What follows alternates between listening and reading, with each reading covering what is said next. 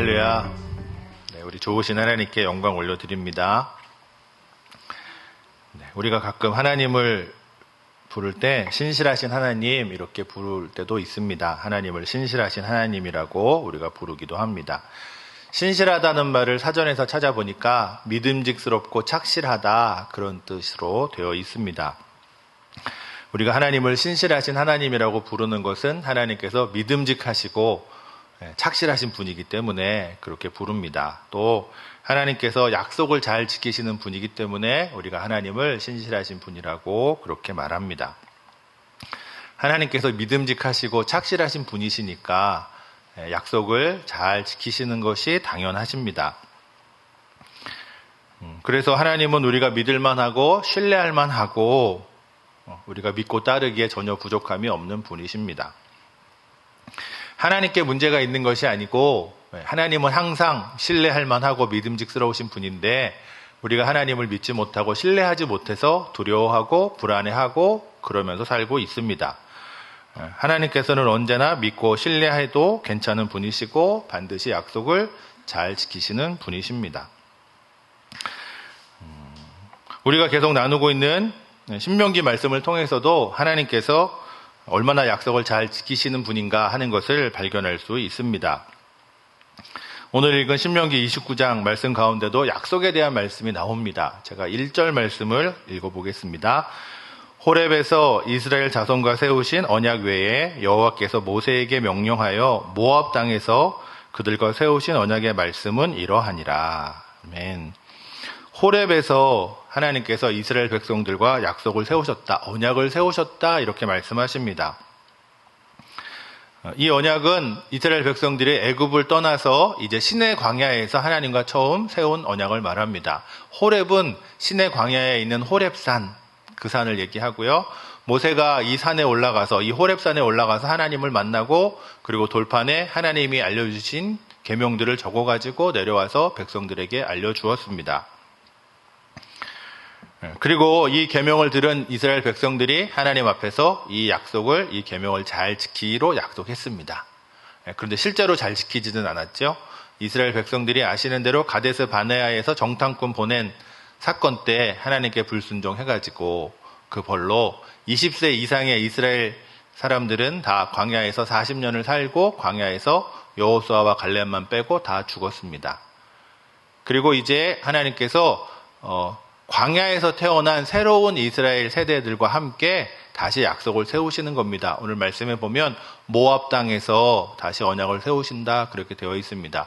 이제 광야에서 태어난 새로운 세대가 가나안 땅에 들어가기 직전인데 가나안 땅에 바라다 보이는 모압 땅에서 하나님께서 그들과 다시 언약을 세우시는 겁니다. 새로운 약속을 하신 것이 아니고 약속을 갱신, 첫 번째 세대와 했던 약속을 갱신하신다 하는 말씀을 하고 있습니다. 언약, 오늘 말씀에 보면 언약이 나오는데요. 언약은 말로써 맺은 약속 이런 뜻입니다. 원어로는 베리트라는 말인데 바라라는 말에서 왔습니다. 바라의 뜻은 쪼개다, 새기다, 가르다 이런 뜻이 있습니다. 언약을 지키지 않으면 쪼개질 것이다, 죽게 될 것이다, 관계가 단전될 것이다 이런 뜻을 담고 있습니다. 하나님께서 이스라엘 백성들과 맺은 이 언약은 이제 그 기원이 아브라함과 맺은 언약으로 올라갑니다. 하나님께서 아브라함을 찾아오셔서 약속을 하셨습니다. 창세기 12장 말씀에 보면 어느 날 갑자기 하나님께서 아브라함을 찾아오셨습니다. 그리고 고향과 친척과 아버지 집을 떠나서 하나님께서 알려주시는 땅으로 가라 이렇게 명령하셨어요. 그래서 아브라함이 그 말씀을 듣고 이제 도착한 땅이 세겜이라는 곳에 도착했습니다. 세겜이 지금 이스라엘 백성들이 들어가려고 하는 가나안 땅입니다. 하나님께서 아브라함을 가나안 땅으로 가게 하셔서 거기서 살게 하신 다음에 약속하셨습니다. 이 땅을 너와 너희 자손들에게 줄 거다. 영원히 줄 것이다. 그렇게 약속하셨어요. 아브라함이 하나님께 하나님이 하신 이 약속을 제가 어떻게 믿을 수 있겠습니까? 이렇게 물어보는 말씀이 나옵니다. 그래서 하나님께서 아브라함과 계약을 맺으십니다. 말하자면 계약식 같은 걸 하세요. 하나님께서 아브라함에게 암소와 암염소와 순양과 산비둘기, 집비둘기 새끼를 가져와서 새들 산비둘기, 집비둘기 빼고 나머지는 다 반으로 갈라놓아라. 반으로 갈라서 마주 보게 해라. 그렇게 말씀하세요. 그리고 그날 밤에 그 반으로 갈라놓은 짐승들 사이로 불이 움직이는 것을, 불이 다니는 것을 하나님께서 아브라함에게 보여주십니다. 이스라엘 사람들이 계약을 할 때, 요즘은 계약할 때 서류에 우리가 사인을 하는데 그때는 그런 게 없었으니까 짐승을 반으로 갈라 놓았답니다. 그리고 너하고 내가 이 계약을 지키지 않으면 이 짐승처럼 될 것이다 하는 뜻으로 그렇게 했다고 전해집니다. 하나님께서는 그 짐승 사이로 불이 다니는 것을 보여주셨어요. 약속을 지키지 않으면 반으로 쪼개진다고 하는 엄중한 언약을 하나님께서 아브라함과 하셨습니다. 가나안 땅을 아브라함과 아브라함 자손들에게 줄 건데 영원히 줄 것이다 하는 약속을 하셨습니다. 그리고 그 약속을 한 지 430년이 지났는데도 하나님께서 여전히 아브라함과 했던 약속을 지키고 계십니다. 이스라엘 백성들을 가나안 땅에 들어가게 하시려고, 그 땅을 차지하게 하시려고 그 사람들을 인도하고 계시고, 그리고 그들과도 다시 약속을 하고 계신 겁니다. 아브라함 이야기에서 우리가 주목해야 될 한 가지는 왜 하나님께서 아브라함을 택하셨는가 하는 겁니다. 왜 하나님께서 아브라함을 택하셨을까요? 성경에 보면 아브라함이 하나님 만나기 전에 하나님을 알고 있었다든가 하나님을 향한 믿음이 좋았다든가 그런 말씀은 없습니다. 그냥 창세기 12장을 봐도 어느 날 갑자기 하나님께서 아브라함을 찾아오셨습니다. 그리고는 고향을 떠나서, 친척을 떠나서, 아버지 집을 떠나서 내가 알려주는 땅으로 가라 이렇게 말씀하세요. 성경 어디에도 하나님 만나기 전에 아브라함이 하나님을 알고 있었거나 하나님을 잘 섬기고 있었다 하는 증거는 없습니다. 그냥 뜬금없이 어느 날 갑자기 하나님께서 아브라함에게 찾아오셨습니다. 아브라함을 그냥 선택하셨습니다. 창세기 12장에서 처음 하나님께서 아브라함을 만나시는데 아브라함이 하나님을 믿었다는 얘기는 창세기 15장에 가야 나옵니다. 그러니까 먼저 믿고 하나님 만난 것이 아니고 하나님 만난 다음에 믿음이 생겨서 하나님을 믿게 된 겁니다.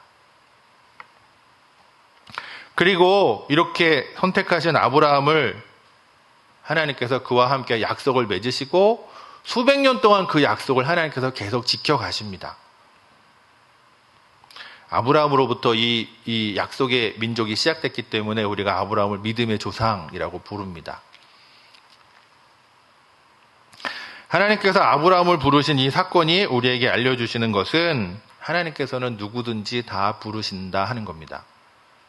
하나님께서 사람을 부르실 때 믿음 좋은 사람을 부르신 적도 있어요. 믿음 좋은 사람을 부르신 때도 있었습니다. 대단히 특별한 경우입니다. 하나님께서 특별히 쓰시려고 부르는 사람들, 믿음 다윗같이 준비된 사람들을 부르시는 경우도 있었습니다.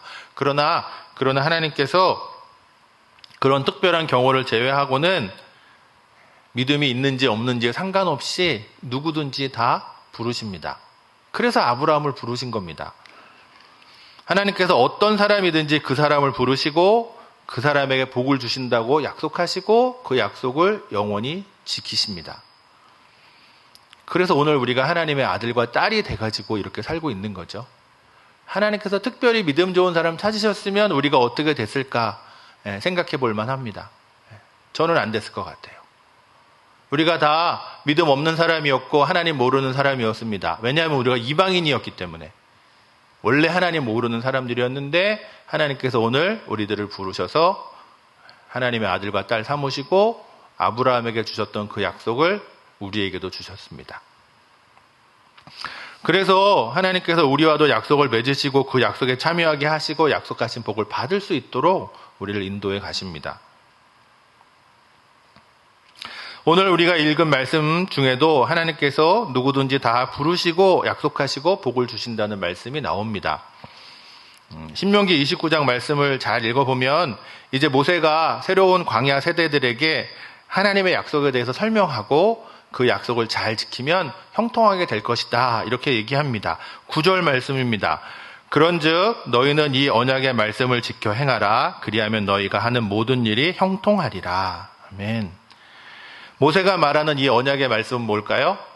우리가 계속 주일마다 신명기 말씀 나누면서 반복하는 그 말씀입니다. 하나님의 말씀을 잘 듣고 순종하면 하는 모든 일이 형통하게 될 것이다. 하는 모든 일이 형통하게 될 것이다. 그렇게 얘기합니다. 이 약속의 말씀을 잘 지키기만 하면 우리의 모든 일이 형통하게 될 것이라고 말합니다. 또 10절, 11절 말씀에는 그 약속의 말씀을 듣고 있는 사람들이 어떤 사람들인가 설명하고 있습니다. 10절, 11절에 나오는 사람들을 보니까 이스라엘 백성들의 수령, 지파와 장로들, 지도자들, 모든 남자들, 유아들, 아내들, 진중에 있는 객과 나무 패는 자들, 물 깃는 자들이 나옵니다. 이 사람들이 지금 모세의 말을 듣고 있습니다. 이스라엘의 모든 지도자들, 각 지파의 지도자들, 모든 남자들, 모든 여자들, 모든 아이들, 그리고 객들, 나무 패는 사람들, 물 깃는 사람들. 이스라엘의 백성들이 다 있고, 그리고 객과 나무 패는 자들, 물 깃는 자들은 이방인입니다. 객은 이제 이스라엘 사람 아니고 이렇게 손님으로 나그네로 온 사람들을 얘기하고요. 하나님께서 이스라엘 백성들에게 이스라엘 백성들끼리는 서로 종 삼지 말라고 하셨어요.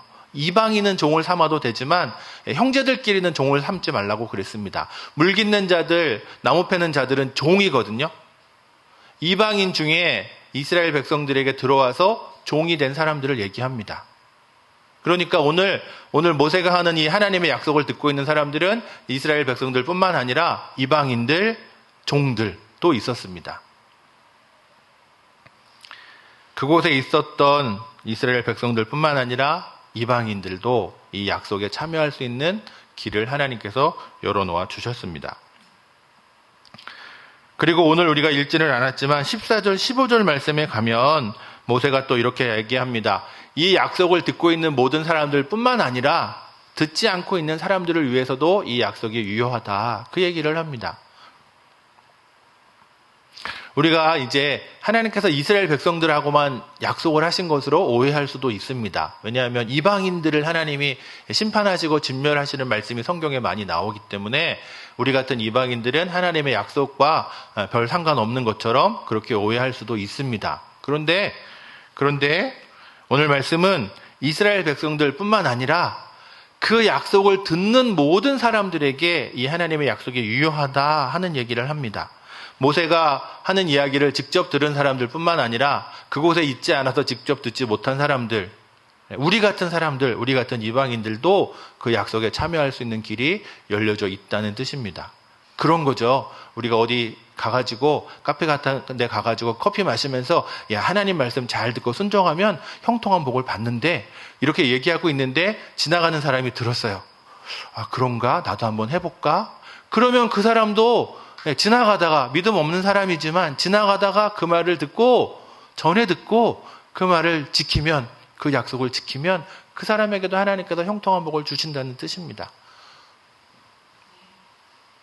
오늘 말씀이 가르쳐 주시는 것은 하나님의 이 약속이 누구에게든지 다 유효하다 하는 겁니다. 하나님의 약속에 참여하는 데는 어떤 조건도 필요하지 않다는 거예요. 단 한 가지 조건은 그 약속을 지킨다 하는 겁니다. 그러면 약속하신 하나님의 복을 다 받게 됩니다. 오늘 특별히 강조하고 싶은 것은 누구든지입니다. 누구든지 어떤 사람이든지 이 약속에 참여할 수 있고 이 약속이 보장하는 모든 복을 받을 수 있습니다. 이 약속에 참여하기만 하면 무조건 약속된 보장된 복을 받는다는 말입니다. 그래서 우리에게도 기회가 이렇게 있습니다. 우리가 모세가 하는 얘기 직접 들을 수 없었고 이방인이지만 우리가 이 약속에 참여할 수 있고 참여하기만 하면 무조건 하나님께서 약속하신 그 복을 다 받을 수 있습니다. 그런데 누구든지 이 약속에 참여할 수 있지만 누구든지 다 이 복을 받는 것은 아닌 것 같아요. 누구든지 이 약속에 참여할 수는 있지만 누구나 다 하나님의 복받는 약속을 지키고 있지는 않는 것 같습니다. 사실은 우리가 아직도 이 약속에 참여해야 된다 이런 얘기 하고 있으면 안 됩니다. 지금 우리가 하나님의 약속 잘 듣고 잘 지키고 하나님 말씀 잘 듣고 순종해서 어떤 복을 내가 받았습니다 하는 것을 간증하고 있어야 되죠. 그리고 잘 모르는 사람들, 이런 게 있는지도 모르는 사람들, 있기는 있지만 약속을 지키지 못하는 사람들, 하나님의 복 받는 이 약속에 참여하도록 우리가 격려해주고 위로해줘야 되는, 사실 우리가 그런 사람들인데 아직도 우리가 하나님의 약속에 참여해야 됩니다, 이 약속에 참여하면 복 받습니다, 이런 거 나누고 있으면 사실 안 됩니다.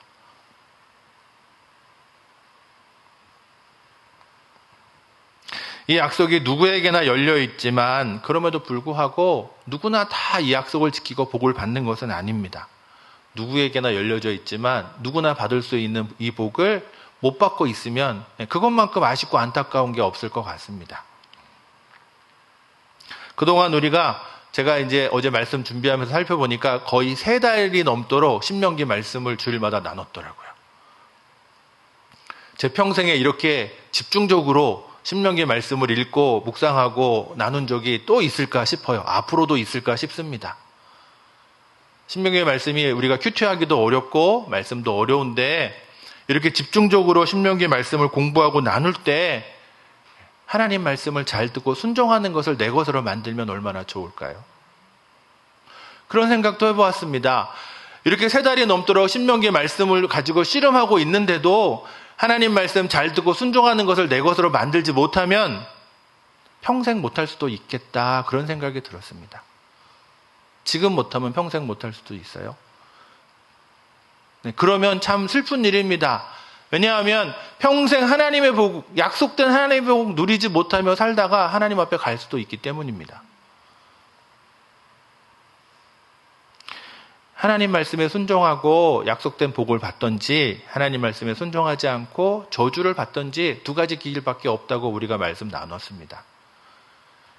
평생 하나님의 말씀에 순종하지 못하며 살면 그 저주를 평생 누리며 살다가 하나님 앞에 갈 수도 있어요. 내가 예수 믿기는 믿었는데 평생 사는 길이 힘들고 어렵고 되는 일이 하나도 없고 그러다 하나님 앞에 갈 수도 있습니다. 다음 주면 이제 신명기 말씀 끝납니다. 신명기 말씀을 가지고 하나님 말씀 잘 듣고 순종하는 훈련을 더 이상 할 기회가 없을 것 같아서 두려운 마음이 생기기도 합니다. 지금 못하면 평생 못할 수도 있습니다. 어쩌면 우리 인생의 마지막 기회일 수도 있어요. 5월 마지막 주일이 성령 강림 주일이었습니다. 그때 나눈 말씀, 성령이 오시기를 기다리던 제자들처럼 우리도 간절한 마음으로 6월 한 달 동안 기도하고 하나님 붙들고 지내시면 좋겠습니다. 그런 말씀 나눴습니다. 한 달이 부담스러우시면 한 주간만이라도 간절한 마음으로 주님 붙들고 주님 찾고 기도하며 지내면 좋겠습니다. 이런 말씀 나누었는데 잘하고 계시죠? 할렐루야. 계속 하나님께서 저에게 주시는 마음은 6월이 가기 전에 우리가 하나님 간절히 붙들고 기도해야 된다 하는 마음을 계속 주시는 것 같아요. 뭔가 지금 우리가 정말로 중요한 시기를 지나고 있다는 마음이 계속 듭니다. 지금 우리 모두가 정말로 하나님 간절히 찾고 우리의 문제가 풀리기를 간절히 기도해야 될 때인 줄로 믿습니다. 하나님의 약속을 간절히 붙들고 반드시 그 약속하신 것이 이루어지도록 해야 되는 시기를 지금 보내고 있습니다. 잘은 모르지만 우리 지금 대단히 중요한 시기를 지금 중요한 때를 보내고 있는 것 같아요. 지금 힘써서 기도하고 하나님의 약속이 내 삶 가운데 이루어지도록 든든히 붙들고 우리가 그것을 붙들고 나가야 될 때인 것 같습니다. 남은 6월 이제 2주 남았습니다. 2주. 정말로 힘써서 기도하시고 내 인생에 그렇게 기도 열심히 해본 적이 없다 할 정도로 우리가 기도하고 하나님의 약속을 든든히 붙드시기를 다시 한번 간곡히 권해드리고 싶습니다. 하나님 말씀 잘 듣고 순종하자고 자꾸 그러는데 어떤 하나님의 말씀을 내가 듣고 순종해야 될지 막막할 수도 있을 것 같습니다. 사실 저도 막막하거든요. 그래서 우리가 더 간절히 기도하고 하나님 붙들어야 됩니다. 우리 각자에게 하나님께서 순종하기를 요구하시는 말씀이 있습니다. 그 요구를 오랫동안 받았을 수도 있고 이제만 하나님께서 새로운 순종할 말씀을 주셨을 수도 있어요. 그게 무엇인지 우리가 찾고 이번 기회에 그거를 믿음으로 순종해서 넘어서는 은혜가 있어야 됩니다. 그래야 우리가 이 상황에서 지금 우리 상황에서 돌파할 수 있고 뚫고 나갈 수 있을 것 같아요. 지금 우리가 치고 나가야 될 때입니다. 돌파해야 되고 뚫고 나가야 될 때입니다. 어떻게 할까요? 간절히 하나님 붙들고 하나님의 약속이 이루어지도록 간절히 붙들고 그것이 될 때까지 우리가 끌어당기는 그런 믿음의 행동을 해야 될 때입니다. 바다에서 서핑하는 거 보신 적 있으시죠? 우리나라에는 그렇게 큰 파도가 없지만 외국에 서핑하는 영상을 보면 정말 사람 키 몇 배 되는 파도를 타고 오다가 이게 파도가 크면 이렇게 둥그렇게 이렇게 말리더라고요. 근데 사람이 그 속으로 들어가 버려서 저거 어떻게 됐을까? 그러면 조금 있다가 그 둥그렇게 말린 파도를 뚫고 이렇게 싹 나와가지고 다시 유유히 파도를 타고 갑니다. 저도 한번 해보고 싶은데 나이가 있어서 될까 모르겠어요. 집채만한 파도가 덮쳐도 그것에 휩쓸리지 않고 그 파도를 싹 타고 유유히 타고 빠져나옵니다. 집채만한 파도가 지금 우리를 덮쳐도 우리가 빠져나갈 수 있는 길은 하나님 붙드는 방법밖에 없습니다. 어렵다고 생각하면 우리가 더 하나님 붙들어야 되겠습니다. 더 하나님 붙들어야 됩니다. 그래야 빠져나갈 수 있고 뚫고 나갈 수 있습니다. 지금 우리가 그런 기도를, 그런 믿음의 노력을 해야 될 시기입니다. 하나님께서 우리 개인적으로 각자에게 순종하라고 주신 말씀이 있을 것 같습니다. 계속해서 하나님 그걸 요구하시는 것 같아요. 우리가 그 말씀을 찾고 그 말씀을 순종하고 그 말씀을 넘어서야 집채만한 파도가 우리를 덮치는 이 상황에서 유유히 멋있게 빠져나가는 은혜가 있을 줄로 믿습니다. 6월이 가기 전에 우리가 그런 은혜를 누리게 되기를 바랍니다. 누구든지 참여하기만 하면 형통한 길로 인도하시는 하나님의 그 약속을 우리가 붙들고 그 약속이 딴 데 가지 않고 나를 통해서 이루어지도록 우리가 붙들어야 되는 그 약속을 성취하는 그런 은혜가 필요한 때입니다. 하나님의 약속을 든든히 붙드시고 그 약속이 반드시 이루어지시도록 끌어당기시기를 바랍니다. 누구든지 그 약속을 지키고 끌어당기는 사람이 그 약속을 누리게 될 것입니다. 특별한 조건 없고요. 특별한 제한도 없습니다. 그 약속을 성취하는 사람이 누리게 될 것입니다.